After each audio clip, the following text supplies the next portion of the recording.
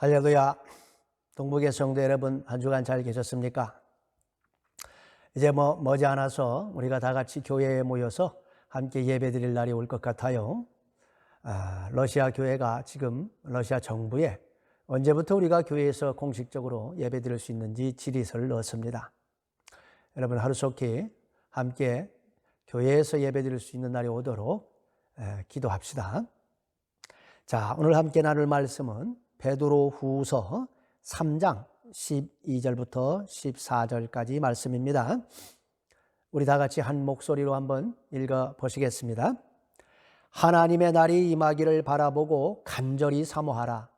그날에 하늘이 불에 타서 풀어지고 물질이 뜨거운 불에 녹아지려니와 우리는 그의 약속대로 의가 있는 곳인 새 하늘과 새 땅을 바라보도다.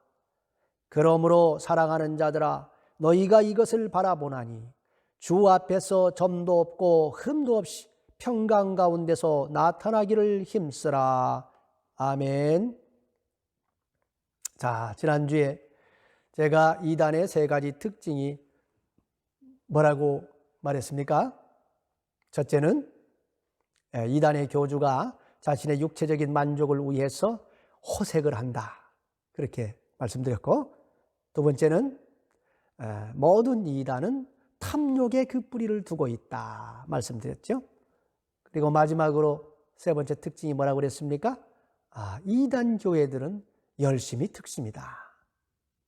기억납니까? 자, 이단은 자신들이 원하는 바를 얻기 위해서 교묘히 지어낸 말로 사람들을 미혹한다, 그렇게 말씀했죠. 이 교묘히 지어낸 말이라고 하는 것은 독버섯과 같은 그들의 사상을 말하는 것인데, 그것을 뒷받침하는 이론을 말하는 거예요.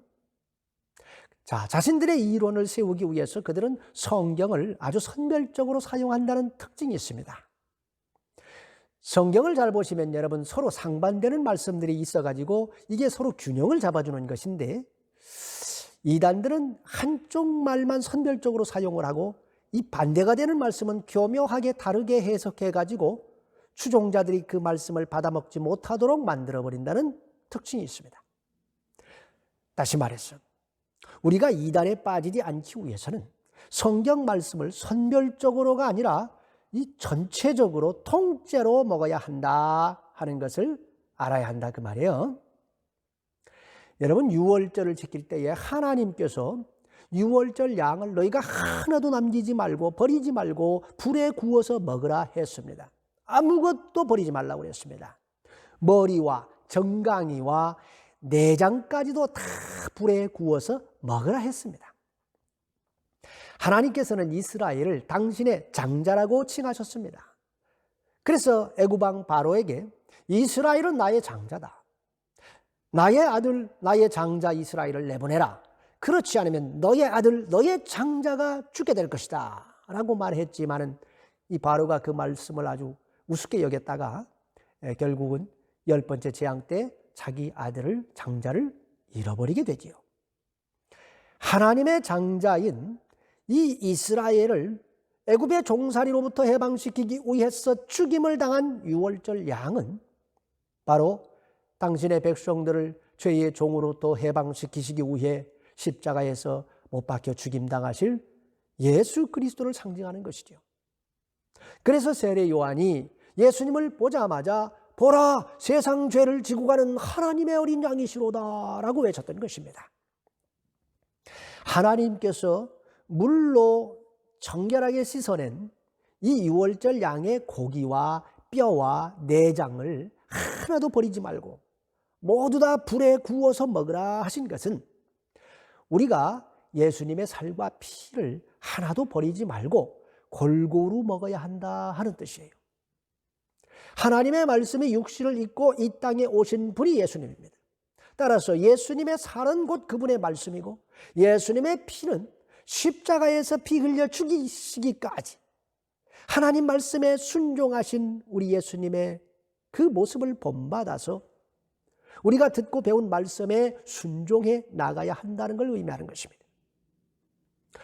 우리는 예수님의 말씀을 먹음에 있어서 우리 입맛에 맞는 말씀만 골라 먹으면 안 됩니다. 그리고 그것을 인간적인 지식으로 받아 먹어서도 안 돼요.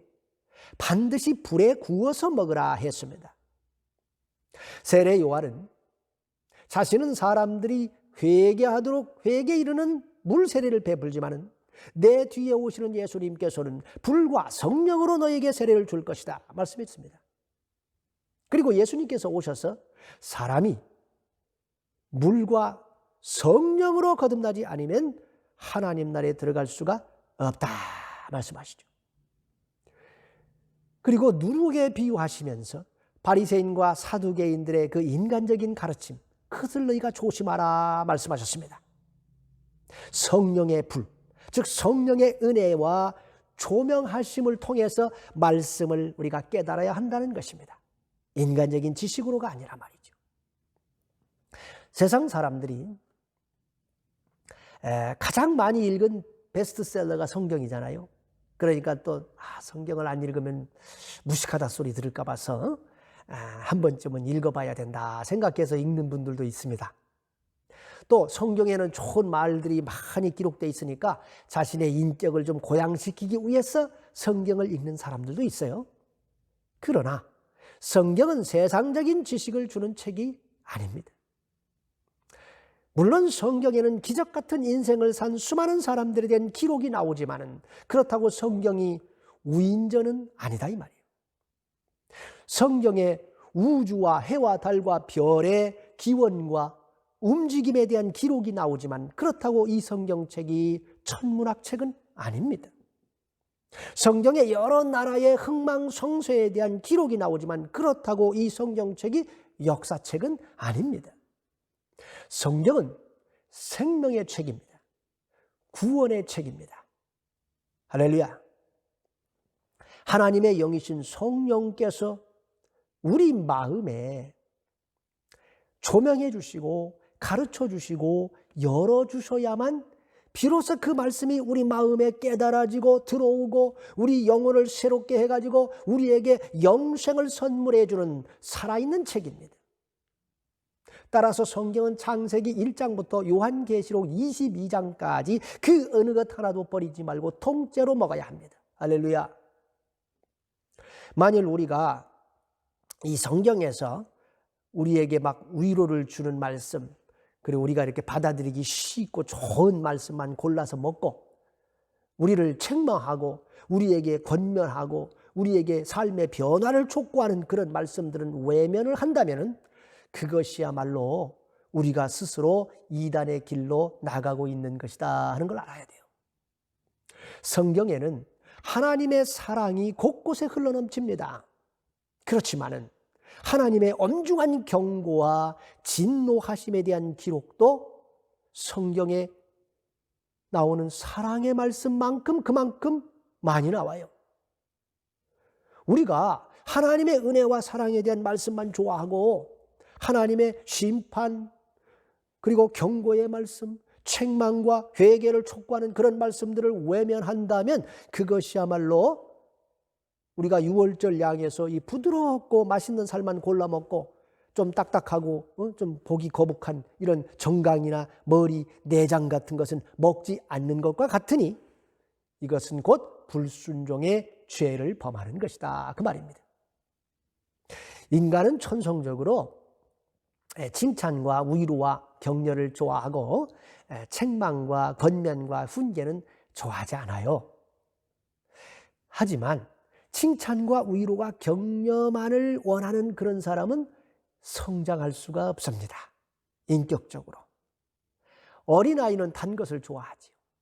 그러나 어른이 되면은 사탕을 아이들처럼 그렇게 좋아하진 않잖아요. 젖을 먹어야 하는 사람에게 단단한 음식을 먹이면은 소화를 못 시켜가지고 힘들어합니다. 그렇지만 그렇다고 맨날 젖만 먹이고 있을 수는 없는 거 아니에요? 젖을 어느 정도 먹였으면 이제는 또 단단한 음식도 줘가지고 이 정상적으로 성장을 해서 어른이 되도록 그렇게 해야 되는 거 아닙니까? 바로 여기에 영적 지도자들의 고민이 있습니다. 어떤 교회든지 그 교회는 아직 이게 영적으로 젖을 먹어야 하는 그런 분들도 있고, 또 한편으로는 단단한 음식을 원하는 그런 분들도 있기 때문에 이게 어느 수준에 맞춰서 설교를 해야 하는가, 이게 항상 이 목회자들의 고민거리입니다. 영적으로 어린 성도들을 위해서 이제 재미있는 예화와 함께 막 이걸 즐겁게 풀어가지고 말씀을 전해주면은 물론 뭐 많은 분들이 좋아하시지요. 그런데 단단한 음식을 원하는 분들에게는 그 영시시에서 그 먹을 게 없어요. 거기에는. 또 단단한 음식을 먹어야 하는 분들에게 초점을 맞춰가지고 그런 말씀을 전하면 어떻게 돼요? 젖을 먹어야 하는 분들은 이게 너무 영 어려워가지고 무슨 말인지 하나도 몰라서 졸음밖에 안 와. 그래서 여러분이 주님 앞에 나오시기 전에 기도해야 됩니다. 성령께서 오늘 말씀을 여러분에게 깨우쳐 주시도록, 여러분의 영이 깨어나도록, 여러분의 영의 귀가 열리고 마음의 눈이 열리도록 기도해야 됩니다. 할렐루야. 오늘 제가 왜 이렇게 서두를 길게 말하고 있을까요? 왜 그럴까요? 오늘 설교 내용이 성도들이 별로 듣고 싶어하지 않는 주제의 말씀이기 때문에 그렇습니다. 바로 예수님께서 이 땅을 떠나시면서 남기신 마지막 약속에 대한 말씀을 제가 오늘 전하려고 합니다. 그런데 많은 분들이 주님께서 다시 오실 것이다 하는 말씀을 들으면은 마음의 귀를 닫아버리고 잘 들으려고 하지 않아요. 왜 그렇습니까? 뭐 듣고 싶은 얘기가 아니니까 그렇죠.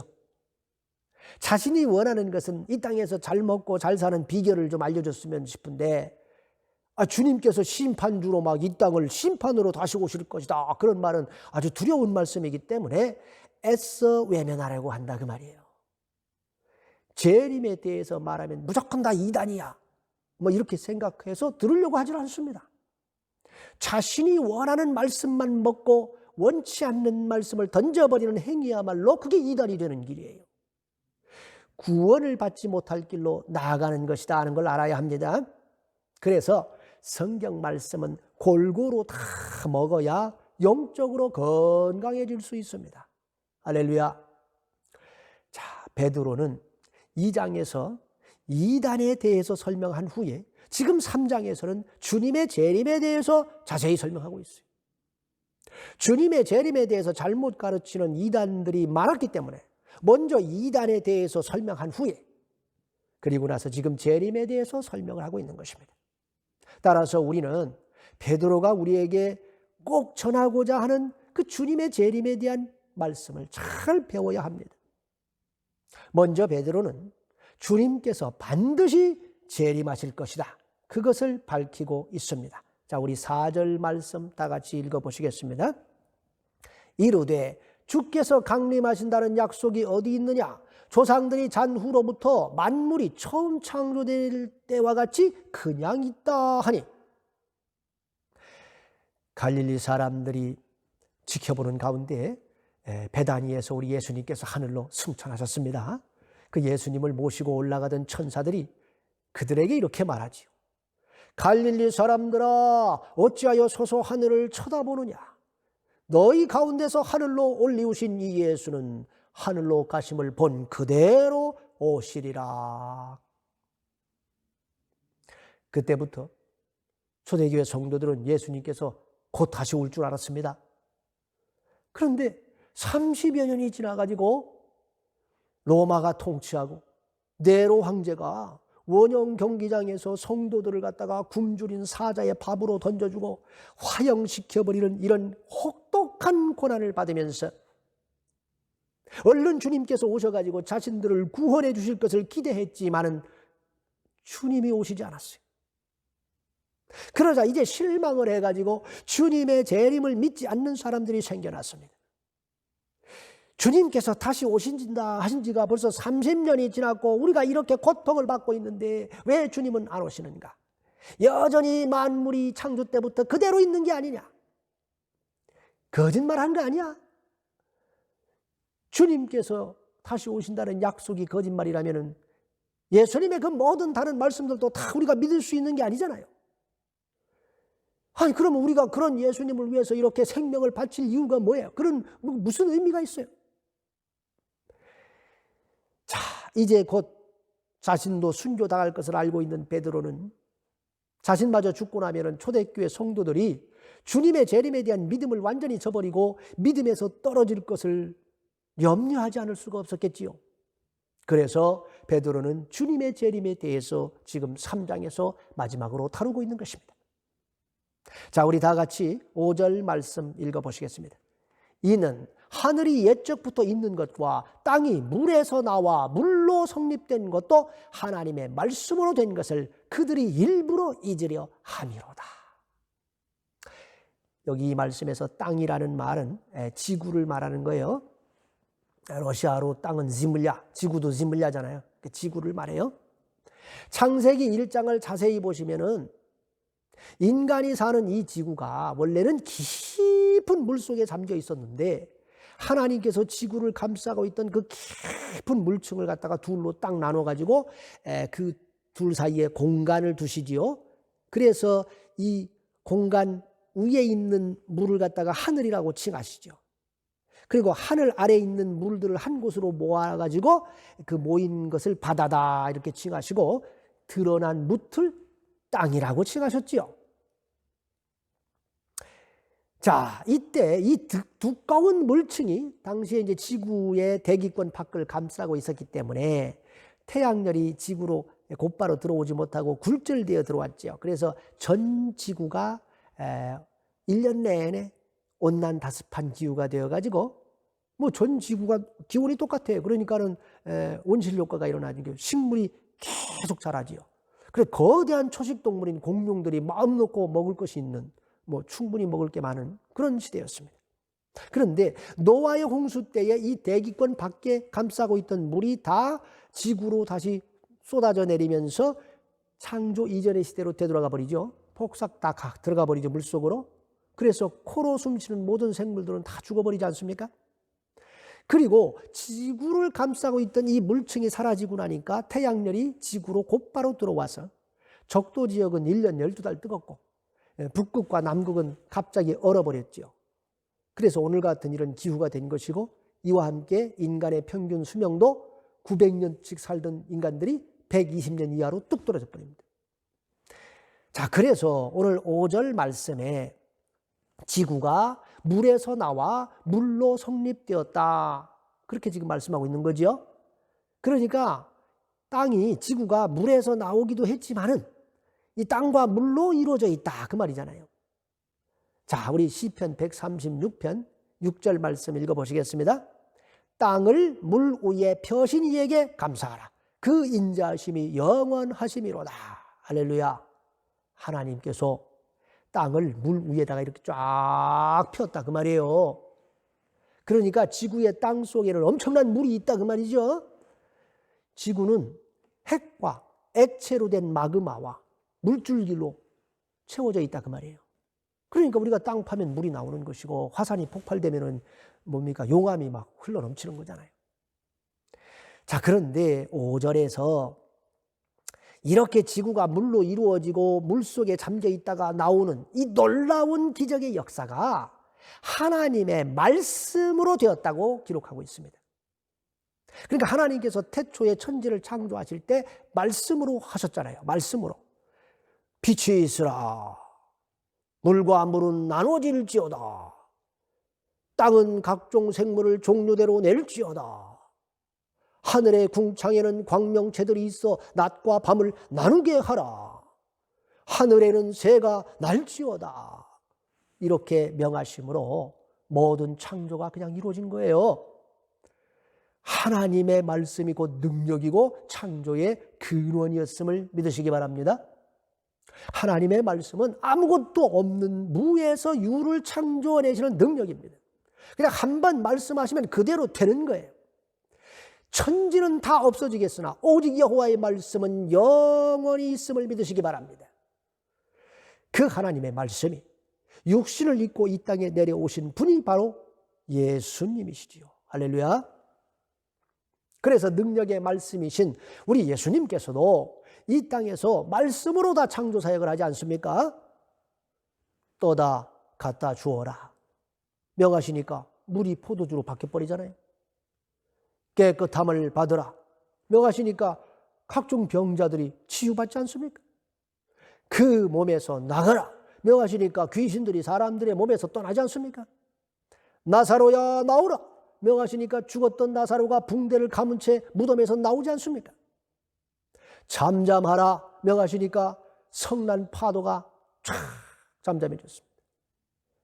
갔다가 나눠 주어라 명하시니 보리떡 5개와 물고기 2마리로 5,000명의 남자들만 셌을 때 5,000명이 먹고 남았지 않습니까? 볼지어다 명하시니까 소경 바디메오가 눈을 확 떴지 않습니까? 깊은 데로 가서 그물을 내려라 명하시니 그물이 찢어지도록 물고기가 잡히지 않습니까? 손을 내밀라 명하시니까 굽었던 손이 쫙 펴졌지 않습니까? 말씀 자체이신 예수님께서 인간의 죄를 대신 짊어지시고 죄값을 치르시기 위해 십자가에 끌려가 못 박혀서 피 흘려 죽으셨습니다. 하지만 사망 권세가 말씀이신 예수님을 붙들고 있을 수가 없었습니다. 그래서 예수님께서는 사망 권세를 깨뜨리고 죽은 자 가운데서 부활하셔 나오셔가지고 하늘로 승천해버렸어요. 할렐루야. 그 말씀이신 예수님께서 우리를 천국으로 데려가시기 위해서 다시 오시겠다고 말씀했습니다. 한 번 말씀하시면 반드시 이루어지는 그 위대한 생명의 말씀이신 예수님께서 우리를 천국으로 데려가시기 위해서 다시 오시겠다고 직접 약속을 했으니까 주님의 재림은 반드시 이루어질 사건임을 믿으시기 바랍니다. 자, 그렇다면 왜 주님의 재림이 2000년이 지난 지금까지도 이루어지지 않는 것일까요? 시한부 종말론을 주장했던 다미 선교회, 여러분들 기억나는 분이 있을 거예요. 한국에서 1992년 10월 28일에 주님께서 재림하신다고 해가지고 얼마나 많은 사람들이 거기에 현혹됐습니까? 그들은 학교를 그만두고 직장을 그만두고 또 신부단장을 해야 한다고 하얀 옷을 입고 자기들의 교회에 모여가지고 그냥 열렬히 찬양을 하면서 주님의 재림을 기다렸습니다. 그때 정통교회도 엄청나게 술렁했어요. 정통교회 다니시는 분들 중에도 예수님께서 진짜 오시면 어떡하지? 이런 마음을 가지고 불안해하는 사람이 많았습니다. 그런데 주님께서는 오시지 않았습니다. 1999년 말쯤 돼가지고 많은 사람들이 뭘 걱정했어요? 2000년 1월 1일이 되면은 이 지구에 있는 전산 시스템에 오류가 발생해가지고 종말이 올 것이다. 그래가지고 또 얼마나 많은 사람이 벌벌 떨었습니까? 근데 우리는 벌써 2020년 살고 있잖아요. 초대교회 때부터 지금까지 수많은 사람들이 주님의 재림을 예언했지만은 다 빗나갔습니다. 그러니까 이제는 이런 생각이 들어요. 그 주님의 재림 그거 다 쓸데없는 소리야. 없어. 그런 거 없어. 재림에 대해서 말하면 그 이상한 교회야. 그러니까 이제는 교회 강단에서 재림에 대한 설교를 거의 찾아볼 수가 없습니다. 그러는 사이에 성도들이 점점 주님의 재림에 대한 생각을 잊어버리게 되었고 결국은 현세적인 부와 세상적인 축복에 다시 눈을 돌리기 시작해가지고 교회가 점점 세속화되어가지고 타락해가고 있는 주된 원인이 거기 있다 이 말이에요. 여러분, 주님께서 직접 말씀하셨으니 재림은 반드시 있을 것입니다. 그런데 왜 이렇게 늦는 걸까요? 자, 우리 다 같이 8절 말씀 읽어보시겠습니다. 사랑하는 자들아, 죽게는 하루가 1000년 같고 1000년이 하루 같다는 이 한 가지를 잊지 말라. 할렐루야. 주님께서 내가 속히 오리라 그렇게 말씀했기 때문에 초대교회 성도들은 1세기 때 올 줄 알았어요. 그런데 지금 벌써 21세기가 됐는데 아직도 안 오셨어요. 이게 어떻게 된 겁니까? 주님이 말씀하신 속히라고 하는 이 시간의 개념이 우리가 생각하고 있는 속히 하는 이 시간의 개념과는 완전히 다른 개념이라 그래요. 자, 우리는 속히 그러면 뭐요? 몇 시간 후나 몇 년 후 그게 속히잖아요. 그런데 성삼위 하나님께서는 시간을 초월해서 존재하시는 분이기 때문에 우리의 과거와 현재와 미래가 항상 하나님께는 뭐라고 그랬어요? 지금이에요, 지금. 그러니까 하나님에게는 수억 년 전도 지금이고 수억 년 후도 지금인 거예요. 그렇기 때문에 주님께서 속히 재림하시겠다 하신 그 말씀이 우리 인류의 시간으로 몇 년 후를 말하는 것이냐, 이건 아무도 알 수 없는 거라 그 말이에요. 그래서 우리에게는 너무 더디 오시는 것 같이 느껴집니다.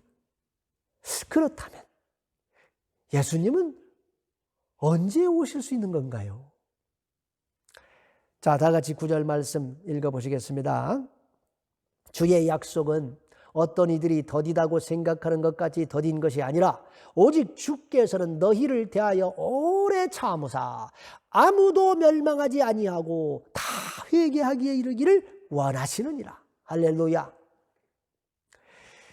주님께서는 저와 여러분을 얼른 구원하셔가지고 천국에 들이셔서 영원히 우리와 함께 사랑을 나누시기를 너무나도 원하십니다.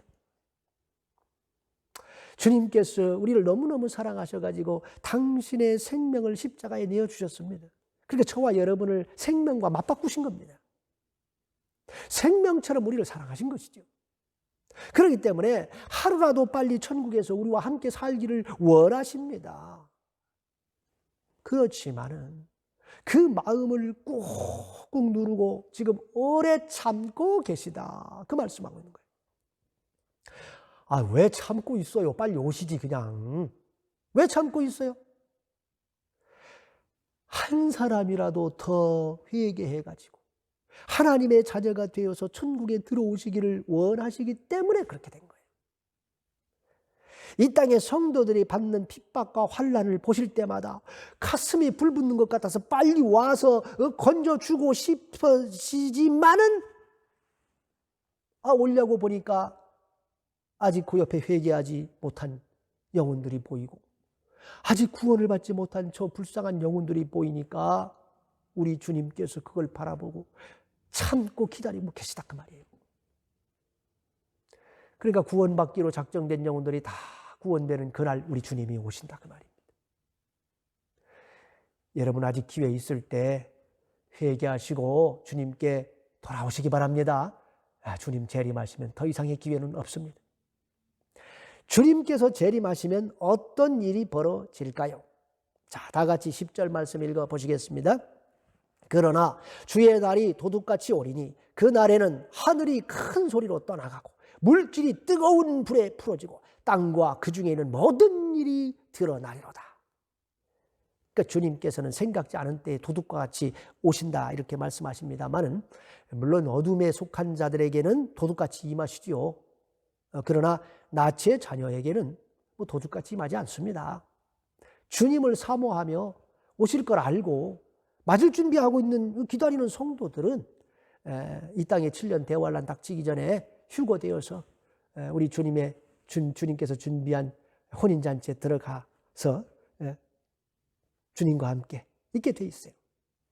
주님께서 재림하실 때는 심판주로 재림을 하시기 때문에 하늘이 큰 소리로 떠나가고 물질이 뜨거운 불에 풀어지고 땅과 그 중에는 모든 것이 드러나리라 말씀하고 있는데, 여기서 이 드러나리라 하는 이 말씀 러시아 성경에는 타버릴 것이다 그렇게 번역이 되어 있습니다.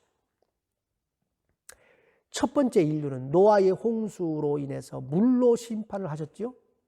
하지만 마지막 인류는 뭘로 심판한다고 그래요? 불로 심판합니다. 전쟁을 통한 심판이 이루어진다 그 말이죠. 인류가 개발하고 있는 이 최첨단 핵무기와 중성자탄, 수소폭탄, 각종 미사일로 인해서 인류는 멸망하게 될 것입니다. 땅이 불에 풀어질 것이다. 그 말이잖아요. 완전히 지구가 화염 속에 빨려 들어가서 멸망하게 될 것이다 말씀하고 있는 것입니다.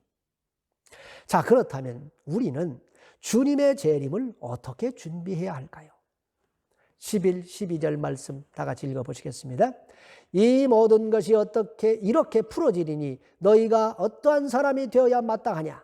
거룩한 행실과 경건함으로 하나님의 날이 임하기를 바라보고 간절히 사모하라. 그날에 하늘이 불에 타서 풀어지고 물질이 뜨거운 불에 녹아지려니와. 우리는 무엇보다도 먼저 주님께서 재림하실 것을 확실히 믿어야 합니다. 그리고 다시 오실 주님을 간절히 사모하며 바라봐야 합니다. 갓 결혼한 새 신부가 신랑이 돌아올 것을 설레는 마음으로 기다리듯이 우리도 그런 마음으로 주님을 기다려야 되는 거예요. 또한 거룩한 행실과 경건함으로 기다려야 한다 말씀하고 있습니다. 우리가 예수 그리스도를 구원자로 믿어가지고 마음에 모셔드리면은 우리가 죄 용서를 받아가지고 하나님이 우리를 거룩한 자로 인정을 해주지요. 그러니까 우리 신분이 그때 세상에 속했던 자에서 하늘에 속한 자가 이렇게 되는 거예요. 바뀌는 거예요, 신분이. 사탄 마귀의 자녀였던 우리가 하나님의 자녀가 됩니다. 멸망의 자식이었던 우리가 생명의 자녀가 됩니다. 지옥의 자식이었던 우리가 천국의 자녀가 됩니다. 믿습니까? 이것은 신분의 변화로 인한 거룩을 말하는 거예요. 우리가 비록 죄를 짓고 넘어지고 이렇게 하지만은 그렇다고 해서 하나님의 자녀의 신분이 박탈되고 그러는 건 아니에요. 자, 그렇다면은 이제 우리가 신분이 이미 바뀌었으니까 이거 막 살아도 된다는 말씀인가요? 우리가 아무리 죄를 범해도 우리는 이미 구원을 받은 자이고 예수 그리스도의 보혈의 피로 씻음을 받은 자이니까 이제는 마음 놓고 죄를 범해도 되는 겁니까? 안 되는 거지요. 신분상의 거룩뿐만 아니라 행위상의 거룩을 유지해야 합니다. 예수 그리스도를 믿어가지고 구원받은 성도가 세상과 짝해서 세상 사람들과 전혀 구별되지 않는 그렇게 삶을 살아간다면은 하나님의 영광을 다 가리게 되어 있습니다. 우리 하나님 아버지께서 너무너무 슬퍼하십니다. 그런 삶을 살아서는 안 되겠지요. 여러분 모두 거룩한 행실과 경건한 삶을 위해서 부단히 힘쓰시기 바랍니다. 자, 우리 13절 말씀 읽어보시겠습니다. 우리는 그의 약속대로 의가 있는 곳인 새 하늘과 새 땅을 바라보도다. 할렐루야. 우리는 잠시 있다가 사라질 이 땅의 것을 바라보고 살 게 아니고 영원한 천국을 바라보고 살아야 합니다. 우리의 시민권이 하늘에 있다 하는 것을 여러분 꼭 기억하시기 바랍니다. 자, 14절 말씀 읽어보시겠습니다. 그러므로 사랑하는 자들아 너희가 이것을 바라보나니 주 앞에서 점도 없고 흠도 없이 평강 가운데서 나타나기를 힘쓰라.